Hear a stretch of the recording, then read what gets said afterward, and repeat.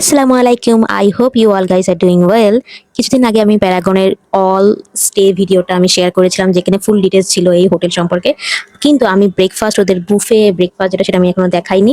So এটা আজকে আমি দেখাবো। এখানে ছিল ব্রেকফাস্টে লুচি অ্যান্ড ওরিয়েন্টাল রাইস। এই ওরিয়েন্টাল রাইসটা অনেক সিমিলার ছিল ফ্রাইড রাইসের মতো। আর এখানে পাস্তা ছিল, পাস্তা আর চাউমিন এখানে প্রতিদিনই প্রায় অল্টারনেট করে থাকে। আর এখানে চানার ডাল ছিল, মানে ছোলার ডাল আর কি।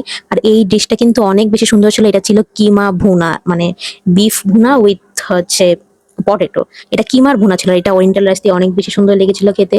আর আপনারা এখানে দেখতে পাচ্ছেন, এখানে বিনস ছিল, ভেজিটেবল ছিল। এটা আমি খাইনি। আমি তো আনহেলদি জিনিস খাই, হেলদি জিনিস খাই না। আর এখানে ওয়েজেস ছিল, প্রতিদিন ওয়েজেস থাকে। আর এটা ছিল ক্যাসারোল। এটা আমি একদমই অপছন্দ করেছিলাম, এটা খেতে একদমই খারাপ ছিল। আর এটা চিকেন কর্ন স্যুপ ছিল, এটা আমি খাইনি। এগুলো আমার পছন্দ না। আসলে সকল আনহেলদি জিনিস আমার পছন্দ, হেলদি জিনিস পছন্দ না। আর এই জিনিসগুলো অলমোস্ট সব প্রতিদিনই সেম থাকে ব্রেকফাস্টে। এখানে ব্রেড স্টেশন ছিল, এই ব্রেড স্টেশন থেকে আমি কিছুই খাইনি। আমি তো আবার ফুড খাবো না, সো এই। আর এখানে এই স্টেশনটা থেকে আমি কিছু নেইনি। এর পরের সেকশনে ছিল এই যে একটু ফ্রুটস টুটস টাইপের, তারপর সালাদ আইটেম টাইপের এগুলা ছিল আর কি। তো এই তো, আর বেশি কিছু না। ওইখানে আবার চিড়া ছিল, তো সব হেলদি জিনিস এখানে ছিল। আর এখানে আমি আমার নিজের মতো করে এগ অমলেট করে নিয়েছিলাম, আমার এটাই ভালো লাগে। আর এখানে একটু কিছু ফল টল ছিল, বাটার ছিল।